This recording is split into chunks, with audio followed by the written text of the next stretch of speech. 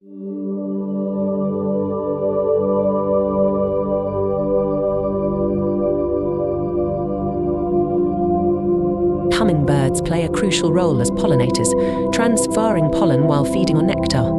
They are highly territorial and aggressive in defending their feeding areas. During migration, species like the ruby-throated hummingbird travel over 2,000 miles between North America and Central America. Their iridescent feathers, caused by microscopic plates that reflect light, give them a shimmering appearance. Hummingbirds can flap their wings up to 80 times per second, allowing them to hover, fly backward, and even upside down. This agility requires a high metabolism, leading them to consume more than their body weight in nectar daily. They also eat insects and spiders for protein.